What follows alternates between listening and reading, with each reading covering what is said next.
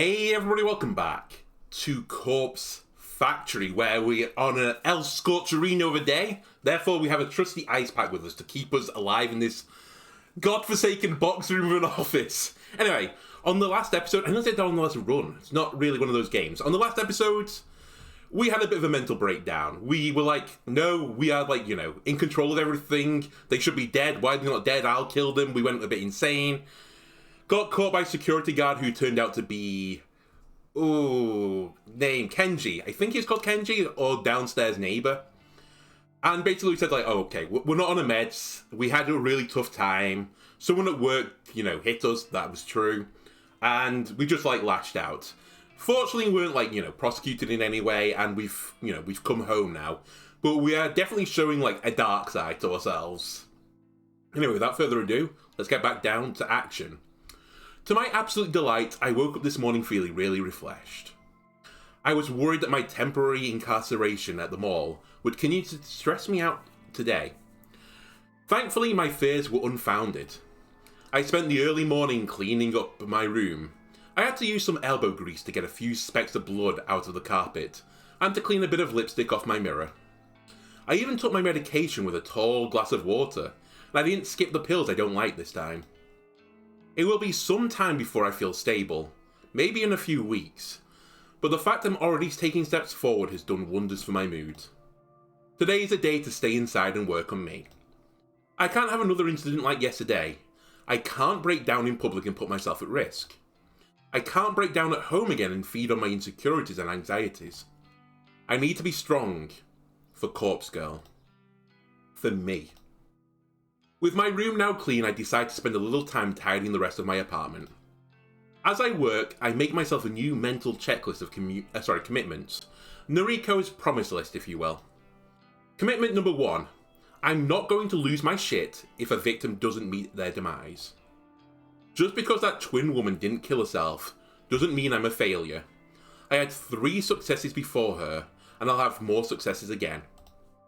I just need to try harder, work harder, refine my methods, and keep moving forward. And I'm not at a dead end yet. I have a trick up my sleeve, after all. Kojira's connection to the morgue may very well be the ace I need to win. Commitment number 2. I'm going to improve myself. I won't say that I'll fix myself. I'm not broken. Not yet. I'm going to improve. I'll keep up with my medication. I'll keep up with my social life. That means keeping in touch with the few friends I have. Aoi, Shinya, even Tomoe. I'm going to eat a little more. Not much more, because I want to stay slim. But enough to give me more energy. More motivation. I don't want to be weak anymore. Commitment number 3. The last one. I'm going to get over Aoi. I love her. I've loved her since high school. In those days, she always stood by me. My insecurities and anxieties never pushed her away. She knew what I was going through, what I still go through, and she could relate to me. She has her own compulsions and anxiety to deal with, so I can't lean on her like I used to. Instead, it's my turn to help her out.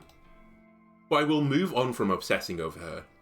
She isn't ready for the relationship, and she explained all of the reason why when she rejected me so long ago. Clinging to the hope that one day we'll be together isn't good for my current state. I need to keep moving on, moving forward. I need to let go. She is, and always will be, my dearest friend. I'll always love her, but I will let her remain as simply my friend, and I will find someone else to call a lover. This last commitment really makes me feel like a weight has been lifted off my chest. Instead of obsessing over Aoi, spending countless nights lying in bed looking at her photos, thinking about her at odd hours of the day. Instead of all that, I'll be able to move on. Even if it takes some time, I'll find someone who wants to be with me. There's still plenty of fish in the sea, as they say. I can't say there's anyone in particular I have my eye on, just yet. My social circle is pretty limited after all. Shinya is a guy I'm simply not interested in. There's no spark there, and there never will be. Tomoe, as irritating as I find her, is oddly alluring to me. I don't like her clothes, or her makeup, or the whole aesthetic she's built for herself, but Some part of me would kill to spend a passionate night with her. We're going to steal Tomoe from Shinya. The ultimate cuckening is about to occur. Then there's Kajiro. That weird, awkward, strange alien creature that I can't just wrap my head around. He said I'm gorgeous. He really said that. But he's too weird. I feel like he's the kind of guy who would stalk you and stab you if you ever broke up with him. For now, I can't think of anyone I would seriously pursue. But I'll give it some time. I have all the time in the world. I find myself smiling as I finish tidying up the apartment. Having a nice, clean place to live really does help lift the spirits. Unfortunately, I still haven't managed to get rid of that lingering scent of mold that always wafts around. It's a musty odour that seems to be ingrained in the very walls of the apartment building, for at least as long as I've lived here. I know it's not coming from my apartment, because it's pretty easy to smell from downstairs too, and as far as I can tell, my place is completely mold-free. I might not be the best at cleaning, but if nothing else, I keep disgusting mold out of my house. It's in the drywall, sadly, Noriko. There's a gap. I don't know how Japanese architecture works out. There probably isn't like an airspace in the walls. But there's a leak somewhere. It's getting into the walls. It's wafting through the thin walls. That's my only thought. It's going to cost you 30,000 yen. That may be like £10. I don't know. To repair, that is. Still, the occasional odour aside, my place is clean and cosy now. I lay down on the couch and stretch my body, letting my taut muscles stiffen and relax. The day is still early, and it feels good that all my chores are already complete. The icing on the cake is the fact that Corpse Girl has 2 new requests, sitting patiently in her inbox. I logged in earlier and saw them, but decided to sort out my cleaning first. Now I can reward myself by spending the rest of the day working on the new requests. I can hardly contain my excitement at the prospect. 2 requests to work on is better than I could hope for, and I'm sure at least one of the new victims will fall. My positive attitude will go a long way to ensuring my success this time. Unable to restrain myself anymore, I snatch up my laptop from its charging point next to the couch. I flip open the lid and gaze at the photos I downloaded earlier. My 2 new victims. Fresh blood. Okay, this is the streamer Northern Lion, apologies. The first is an older male, maybe in his 50s. Okay, it's not. Typical businessman type. He might as well be a clone of every other nondescript man you see on the subway, at the supermarket, on TV. If I had to guess, I'd take a leap and say his miserable wife wants him out of the picture.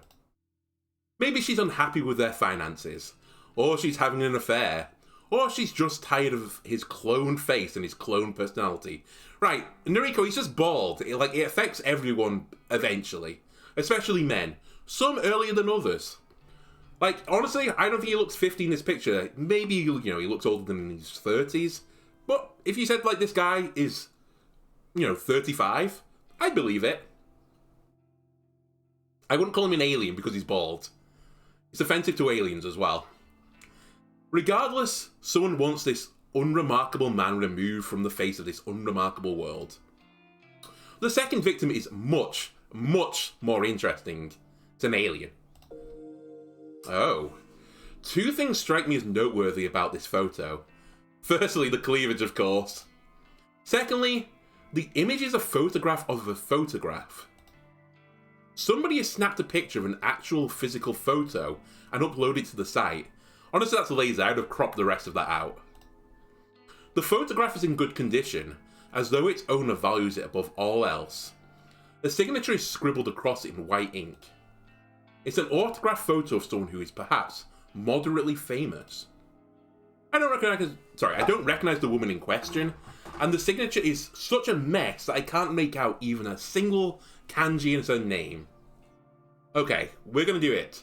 There's a love heart, there's a smiley face, and there's a 3X. She is the company 3XS. Also, I'm kicking a bottle around. Let me move that bottle.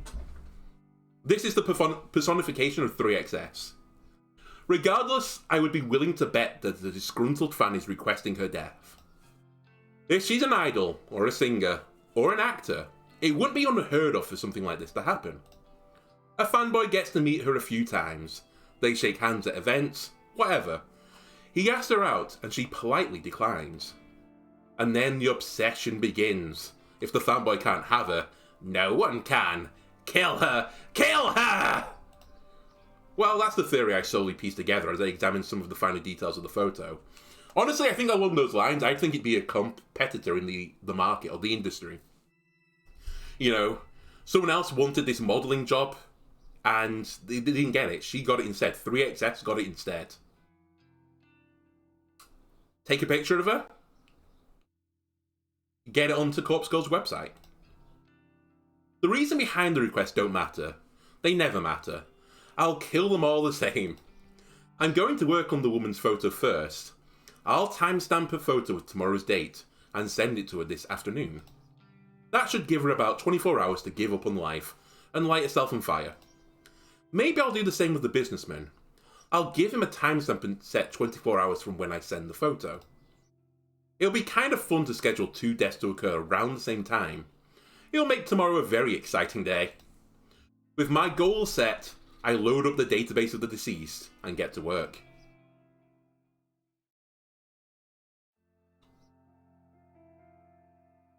June 8th, Monday evening. I'm rather proud of myself today. During my morning routine, I made sure to take my medication, in the correct doses, and I even wash it down with water. It didn't even interfere with my strict schedule. I still managed to catch the usual train, I got to the convenience store at the usual time, and I arrived at the office without a hitch. If I can keep up this dedication, this commitment to improving myself, I know I can be stronger than ever. Strong enough to fulfill Corpse Girl's ambitions. I greeted both Shinya and Tomoe when I came to the office, and even made small talk for a few minutes. Since the day has nearly ended now, I'm going to make an effort to chat with them again before heading home. Apologies, just need to check this isn't my roommate furiously texting me. Okay, it's not. We're good. Being social will help me get through this.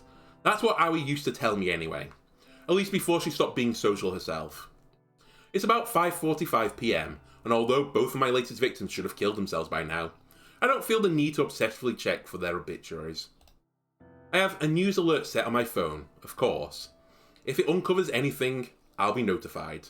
But even if it doesn't, I won't stress out. I'm playing it cool. Cool, stoic, unflinching Noriko. The drone in the office always reaches its nadir at this time in the evening. It's actually quite pleasant being able to sit in a quiet environment and feel the soft breeze of the air conditioner against my skin. I like to take this time to slowly pack away my things and get ready for the journey home. As I take off my headphones and stretch my arms, Tomoe approached me with a spring and a step. Step 1 of the Cuckening!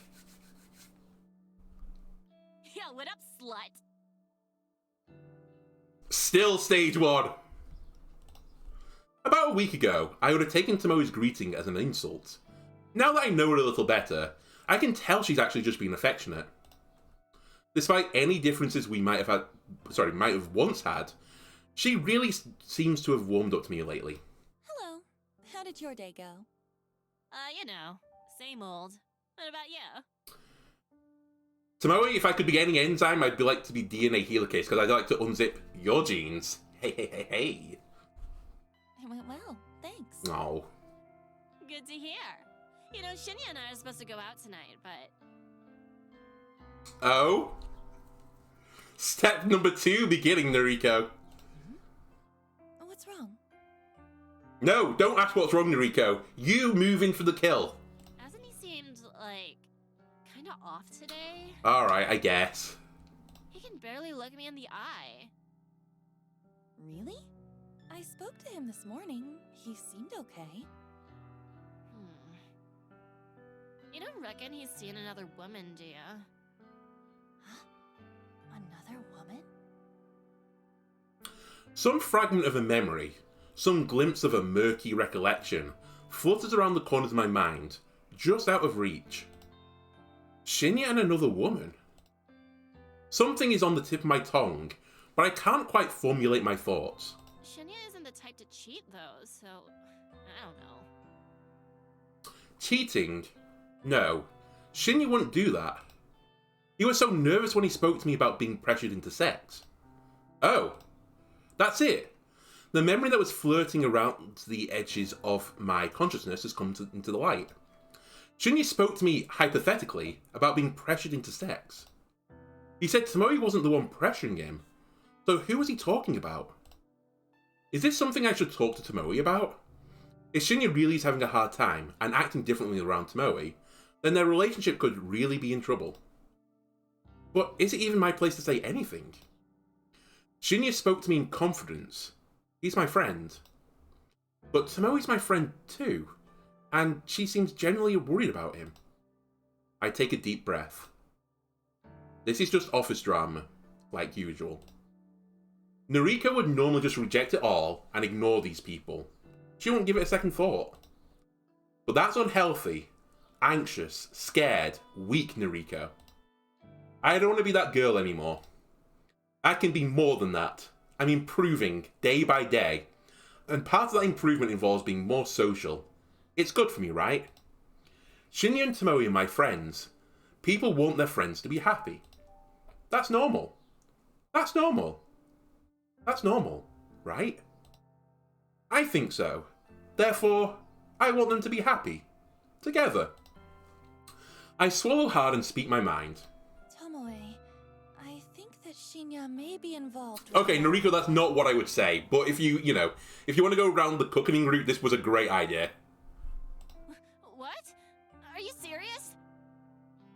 Listen, though, it's not exactly how it sounds. He came to me a little while ago and asked what to do if someone pressured him into sex. I know that you're not the one he was referring to, so I think he may be in trouble.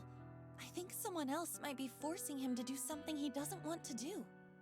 What the fuck? He spoke to you about it, but not me? Tomoe, he seemed really depressed about it. I think he wanted to resolve the situation without having to worry you. Yeah, I get what you mean, but who the hell is trying to seduce him? I'm afraid I have no clue about that. Sorry. Okay, that's fine. Thanks for telling me this anyway. Now at least I know something's up with him. I'm gonna speak to him. I'll make him cough up what's what. Are you sure that's the best thing to do? Yeah, because I'll let him know that I'll take care of everything. If some bitch is putting the moves on my Shinya, I'll smack him into the ground. But what if it's not a woman? Of course. I don't know why I ever doubted you. Tomoe grins, despite her obvious frustration, and gives me a thumbs up. Thanks, gang. I'll keep you updated. What if he's a family member as well? Okay, good luck. What if it's his mother? She spins on her heel and leaves me behind. I think I did the right thing. Surely Tomoe will get to the bottom of the situation.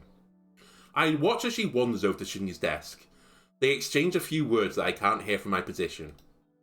Tomoe then leaves, and Shinya sluggishly lowers his head to rest against his desk. Now that Tomoe has left the office, only a handful of stragglers remain on this floor, myself and Shinya included. I find myself watching Shinya for more than a few minutes. He doesn't seem to notice that my gaze is locked onto him, mainly because he's staring at his fucking desk. A few more of my co-workers take their leave and an eerie quiet descends over the empty office floor. I remain in my chair, staring intently at Shinya's distraught face. We're the only ones still here. He doesn't show any signs of moving. It's kind of unnerving to see him like this.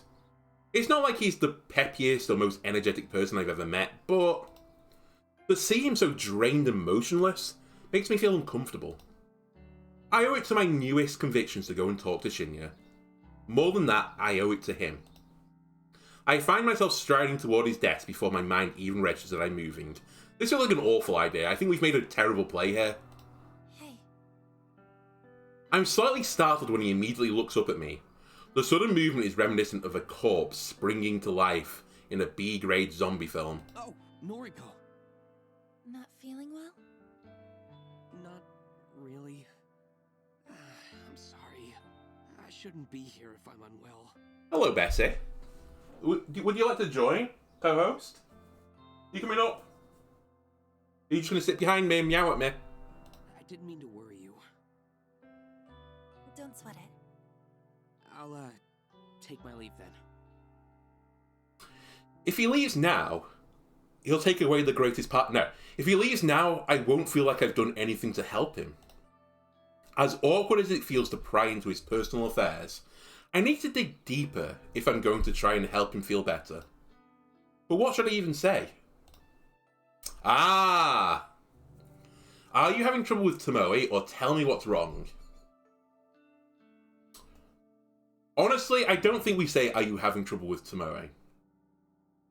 Because I don't think it's a problem with Tomoe. I think us suggesting it makes it seem like we think that he's having a problem with her. I think if we just go for tell me what's wrong, that seems pretty, it seems pretty on par. Tell me what's wrong. I don't expect my blunt words to get through to him. I don't expect anything, really. I'm not used to confronting people about the shit they're facing in their personal lives. I'm usually content to simply sit on the sidelines and watch. No need to worry. I'll be okay. He tries to smile, but his composure cracks under the weight of his blatant lie. I quickly try to piece together what I know about his current situation. Based on the slivers of information I've been drip-fed, I'm certain that someone has been sexually assaulting him. At the very least, someone has been trying to force him into doing something he doesn't want to do. I don't know who that person could be. It could be someone from the office. It could be someone from his private life. I'm confident it's not Tomoe. Shinya isn't the kind of person to ever stand up for himself, and he's probably not the type of person to speak up when he's feeling down. But his recent composure reveals volumes about how he's truly feeling. Whatever the situation is, it's painfully obvious that Shinya is a victim.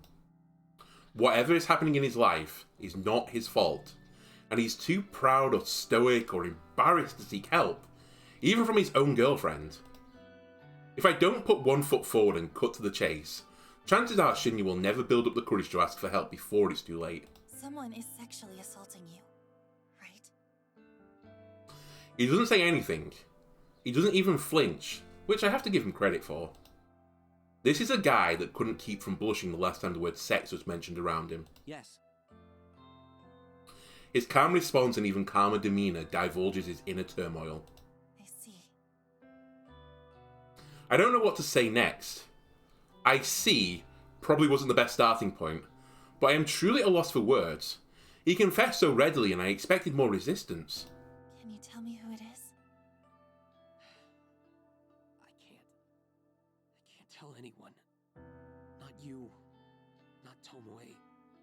I can't even tell my father, and he's a detective.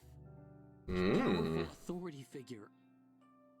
There's nothing I can do. I'm trapped. Trapped. It's a feeling I'm all too familiar with. It's a feeling shared by countless victims. Not that Shinya and I have ever gone through the same trauma. A part of me can't help but wonder if that feeling of helplessness is what flashes through the minds of my own victims. Actually, I don't have to wonder. I know it to be true. The realization makes me feel simultaneously queasy and satisfied. What will happen if you tell someone? I don't know.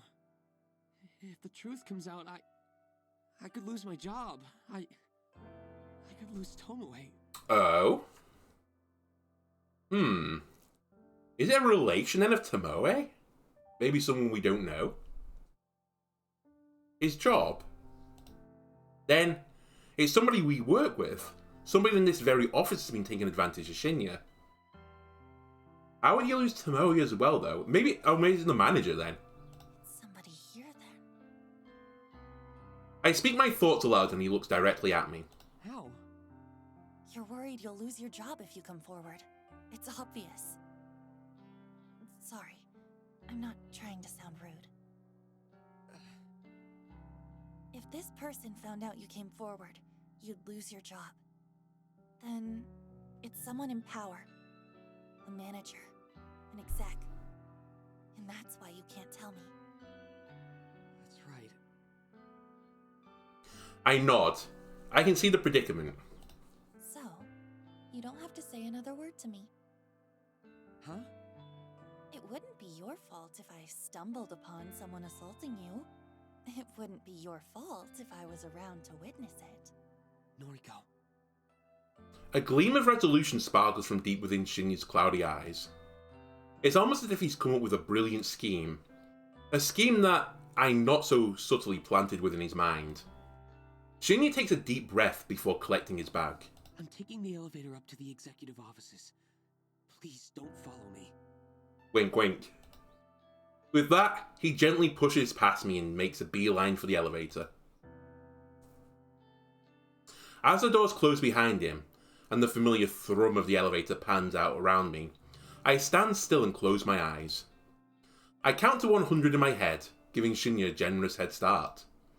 The sun dips behind the office towers in the distance, while my eyes are closed. When I finally finish counting, I open my eyes to a dark and empty office. With a deep breath, I walk in the trace of Shinya's footsteps toward the elevator.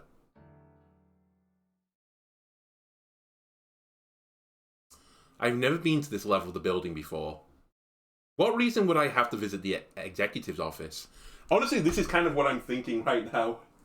Sorry, I just turned around to see what Bessie was doing and she just sprawled out on the floor. Are you hot as well? I think she's a bit too hot. Yeah, I'm trying to think of what your excuse for being up here is going to be. When execs have business with junior staff, they descend from this lofty perch and grace us with their presence on the 14th floor. I'm surprised you came to see me again. A woman's voice from nearby catches my attention. It's a hushed yet aggressive tone, like a whisper of a venomous serpent. Are you finally going to let me have my way? Be careful. I creep out of the elevator, hoping against hope that the ding of the elevator's arrival wasn't noticed by the owner of the unidentified voice. Stop it. That was Shinya's voice. I creep around a corner and catch a glimpse of two bodies at a nearby desk.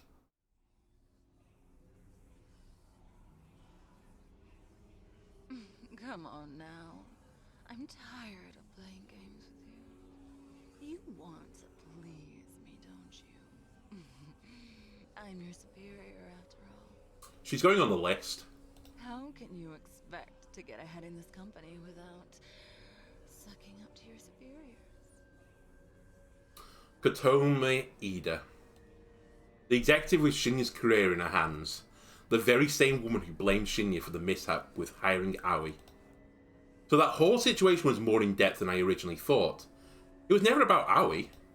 It was about holding power over Shinya.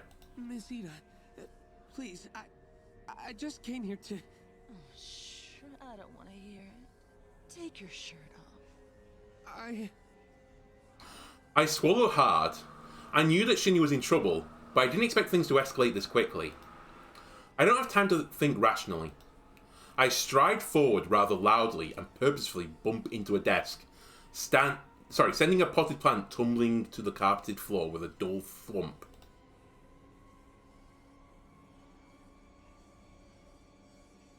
Kotomi's neck pivots at full speed, and she turns to face me.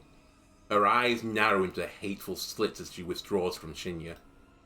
Within seconds, Kotomi's abandoned Shinya and drawn close to me.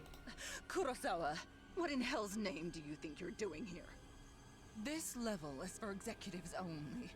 I should have you thrown out of here by security. Fujikawa isn't an executive either, Miss Ida. And he looks quite at home here. Boom.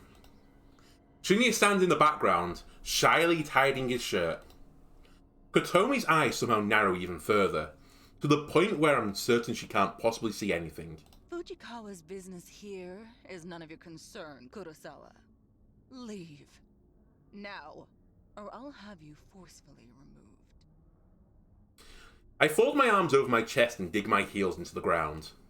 I'm not one for confrontation. I'm not one to hold my ground against a powerful adversary. And yet, this vivid image of Tomoe has bloomed in my mind. Tomoe, so strong-willed and head over heels in love with Shinya. Tomoe who would do anything to protect the guy she adores. In Tomoe's absence, it falls to me to protect Shinya. Fuck off, you filthy skank. I can't believe the foul words that tumble out my mouth. Apparently Kotomi can't believe it either, because her eyes finally widen and her jaw drops. She looks like a stupid fucking idiot. Somehow, Tomoe's indomitable spirit seems to have inhabited my body. My words echo her own. That, or I've just managed to find a temporary burst of courage. What did you say to me? You heard me loud and clear. Skank. Back off from Shinya. If I catch word that you're harassing him, I'll have you in a legal headlock quicker than you can blink. You don't even know what you're talking about. Trust me, I know enough to bury a dirty slut like you. Kotomi grits her teeth and a vein protrudes from her forehead. Without another word, she simply pushes past me. Her shoulder slams into mine, but by some minor miracle, I manage to hold my ground. I hear her footsteps fade away as she leaves the floor. I exhale sharply and a wave of dizziness suddenly washes over me. Noriko, that was amazing. I nod and sway a little, then take another deep breath and rebalance myself. Happy to be of assistance. I can tell Shinya doesn't know what to do next. He looks like he wants to hug me, but given the gravity of the recent situation, we both silently decide that's not the best idea. Instead, he settles for patting my shoulder with his hand. Thank you, Noriko. Thank you so much. I don't know where you get your courage. Perhaps I could stand to learn a thing or two from you. Don't sweat it. I'm going to go home for now. I hope that's okay. Shinya, do you mind if I come with you too? You know, me and Tomoe have some plans. Of course. Go get some rest.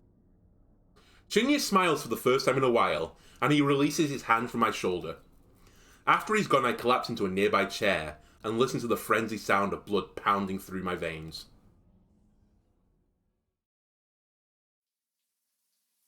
Achievement unlocked, Boy Justice. Very nice. Steam and soot fill my vision as a pleasant torrent of hot water sprays across my body.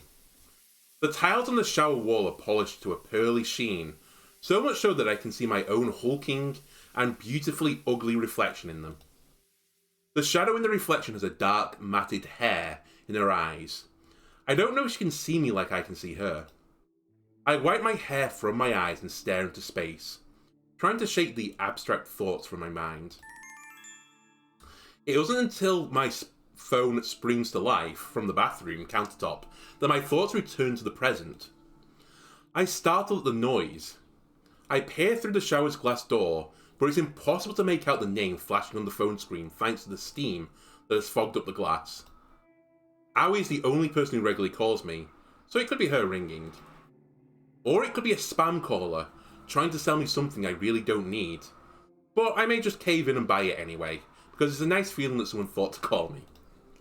I open the shower door and tiptoe out, my wet and dripping body causing pools of water to form on the bathroom floor. A deft hand snatches up my phone and I clutch it to my chest as I retreat back into the shower. The water never stopped running, and it greets me with a welcome warmth as I bask in it once more. My phone is fairly new model, so it's conveniently waterproof. I take advantage of this feature on occasion. It's nice to be able to submerge myself in water and browse the web to truly escape my own thoughts. Heavy droplets smack against the phone and dribble down, but my eyes ignore them as they scan the screen. The incoming call is a voice chat request from noise user Koji Koji. Kojiro is calling me? I answer the call. Noriko? Yeah, sorry, I'm in the shower right now. That's what you can hear, like this thundering, like, downpour. Hey. Hi. Good time? No. Sure. Bad. Wanted to tell you something. Hey, you missed a spot on your lower back. Dun dun dun. I saw a post on... This call has static. Sorry, it's just the shower running. Oh, in the shower? Yeah? Huh. Okay. Do you want a video call, Noriko? Well... Sorry. Awkward now. He's got a half chub, sadly. Really, it's fine. What did you want to tell me? Okay. Saw a new post on Noise Chan today. Posted this afternoon. Might interest you. The message board's noise channel is often affectionately referred to as Noise Chan by certain frequent users. I'm not really surprised that Kojiro is the type to call it that. What was the post about? Well, someone wrote this. I quote, "Hey, so today I got a strange gore photo from a number I don't have in my contacts." Continuing, "Not sure what the deal is. It was gross though. Wondering if any hackers can trace the number or something?" End quote. Thoughts? A strange gore photo from a number I don't have in my contacts. I wonder who it could be. Sounds like Corpse Girl has struck again. Right? Thought the same thing. I wonder who wrote the post. Kojiro mentioned the post was written today, and the original poster wrote that they received a photo today. That means it can only be one of two people, either of my latest victims. The carbon copy businessman, or the attractive, semi-famous, singer, idol, actor, whatever, woman. So, who wrote this post anyway? Don't know. Anonymous. Of course. It was a stupid question. No one would attach their name to such a strange post. Was hoping you could tell me. How would I know? Well, you're Corpse Girl, right? I knew it. This again? Kojiro just doesn't let this slide. Why does he suspect me now? What did I do this time? It's okay. We can discuss later. Oh yeah, the original post has a reply. It does? I'll read it too. Quote, "You got this too? Was the gore photo a picture of yourself? I'm worried. Received a similar pic from the same number." Ah. Continuing, "Thinking about contacting the police. Not sure if I'm overreacting." End quote. So the first post received a reply. Interesting. Very interesting. Both posters talked about receiving a photo. That can only mean that one of them is boring businessman and one of them is semi-famous woman. However, the fact that they've taken this discussion online instead of just slitting their own throats is rather troubling. Were the photos not convincing enough to make them kill themselves? Or not enticing enough to summon another entity to snuff out their souls? Was this attempt just a repeat of the failure I had with the twin woman? Anyway, enjoy your shower. Let's talk tomorrow, Corpse Girl. Before I can interject, Kojiro ends the call. Shit. He's once again assuming my true identity. He's assuming correctly, but that's beside the point. Well, maybe it doesn't matter too much. Maybe this will actually save me some time and effort. If he already knows I'm Corpse Girl, that kind of ruins the mood a little bit, doesn't it? Oh, maybe not. Horror movies, Ice Cream Man, like, childish nursery rhyme music. Maybe it's in keeping. If he already knows I'm Corpse Girl, it should be easy to strike a deal with him in exchange for access to a fresh supply of cadavers. That is, if I decide to walk that path and take this game to the next level. Thinking it through, I may very well have to go ahead and do that. My last 3 victims have not ended their lives as I planned. My success rate is very, very low. That's a depressing fact, and one that the old Nariko would probably have thrown a tantrum over. But not me. Not new and improved Nariko. I turn off the running water and step out of the shower. A shiver scuttles down my spine like a spider as the cold, damp air clings to my naked form. Throwing my phone onto the bathroom counter, I reach for a towel and wrap it around my corpulent, emaciated body. The thick flab of my skeletal arms jiggles as I dry myself off. When I'm satisfied that my fleshy and cadaverous body is completely dry, I grab a second towel and wrap it around my hair. A cursory glance in the mirror as I leave the bathroom reveals my gaunt face and prominent cheekbones. I get the feeling that even though I've been gaining weight, I am thinning out more and more. Although my body isn't perfect, I'm still in love with my eyes. I won't change a thing about them. While my frame simultaneously grows plumper and slimmer, I hope my eyes will always stay the same. I flick off the bathroom light as I exit, entering my bedroom, I sit down on the bed with a towel around my body and another one around my hair. My laptop is lying open on the sheets, so I pull it towards me. A few clever keywords in a search engine quickly leads me to the post and noise channel that Kojiro just informed me about. Sure enough, he was telling the truth. The original poster submitted this just today, and the follow-up reply was submitted shortly after. I skim through the text to see if there are any clues about either poster's identity. However, nothing really stands out. I'll retain my assumptions that my two latest victims created these posts. What time were on them, Noriko? That'd be pretty important. I spend a little time applying various moisturizing creams to my skin before getting dressed in my bedwear. I'm feeling pretty relaxed by the time I finish. Perhaps I'll spend the rest of the evening reading a book in bed. Or I could try and plan out my next move with Kojiro. Should I come forward, claim my identity and request access to his morgue? It's a big step. This seems to be the time for me to make a bold move. I can't keep working on requests that are doomed to fail. I need to start succeeding. For me, for Corpse Girl. I pull my laptop to me once more and begin to brainstorm my plans.